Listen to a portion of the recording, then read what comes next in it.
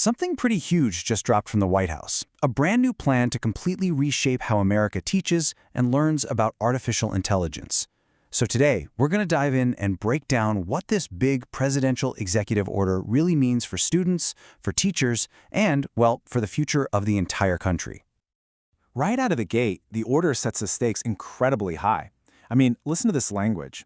This is not about just adding a new computer class. This quote tells you the whole mission is about staying a global leader in what they're calling a technological revolution. So from the very beginning, this frames AI education as a massive national priority. So how exactly is this all supposed to work? We're going to walk through it piece by piece. First, the core mission. Then we'll meet the task force in charge. We'll see how AI is going to change the classroom, look at how we're going to train teachers and prepare the future workforce, and then we'll wrap up by looking at the really aggressive timeline for making it all a reality. All right, let's jump right in. Section 1, America's big push into AI. Before we get into all the nuts and bolts, we really need to understand the main goal that's driving this whole thing. And here it is, the official goal. It's basically a three-pronged attack. Get AI into our schools, get our teachers trained up, and start early to build what the order calls an AI-ready workforce. The big takeaway here is that they're not just fixing one piece of the puzzle, they're trying to tackle the entire ecosystem all at once. But a plan this ambitious needs somebody to lead the charge, right? So, who's actually in charge of making all this happen? Well, let's meet the new AI task force. Okay, this is where it gets really interesting. Look at the range of people involved here. Sure, you'd expect the Secretary of Education and the head of the National Science Foundation. That makes sense. But the Secretary of Agriculture, Labor, Energy? This tells you everything. The White House doesn't just see AI as a tech thing. They see it as something that is going to fundamentally change every single corner of the economy, from our farms to our factories. So, we know who's running the show. Now, let's get to the important part. How is this actually going to change things inside the classroom? What are students going to experience state of it? One of the big flashy ideas is this, a new national competition called the Presidential AI Challenge. The goal here is pretty clear. Get students fired up about AI and, spark some real collaboration between schools, the government, and private companies to solve actual real-world problems. Think of it like a national science fair, but supercharged for AI.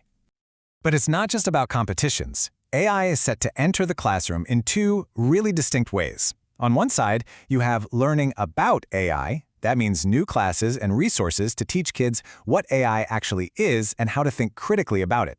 And on the other side, you have learning with AI. This is all about using AI as a tool to help them learn better through things like personalized tutors and career advice.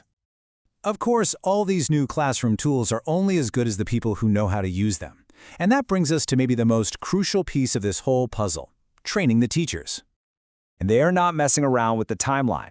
The Secretary of Education has just 120 days, that's barely 4 months, to get these teacher training programs off the ground and kickstart this massive national shift. No pressure. So what does that support actually look like? Well, it breaks down into 4 key parts. First, they're going to prioritize AI in teacher training grants.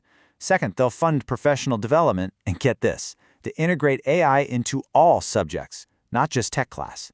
They also want to use AI to help cut down on the mountains of administrative work teachers have. And finally, they'll create specialized training for those teachers who will teach dedicated AI courses. Okay, but this plan goes way beyond the K-12 classroom. It's also designed to connect education directly to careers, which brings us to the next section, creating new pathways to AI jobs.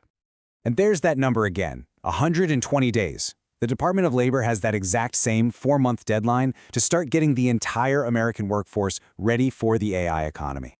The focus here is all about practical, hands-on experience. The order is calling for a huge expansion of registered apprenticeships in AI fields. It's also pushing to use existing workforce funds to train young people, promote industry-recognized certifications, and even help high schoolers earn college-level AI credentials before they even graduate.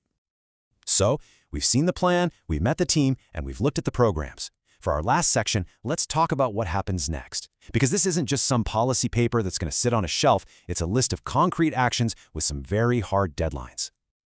This timeline really puts the urgency into perspective. In just 90 days, the plan for that AI challenge has to be done.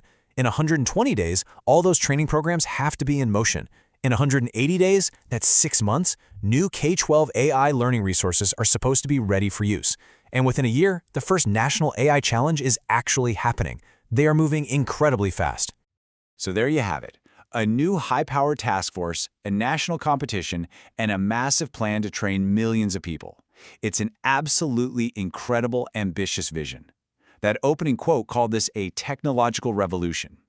The question now is this plan big enough and fast enough to make sure America leads it?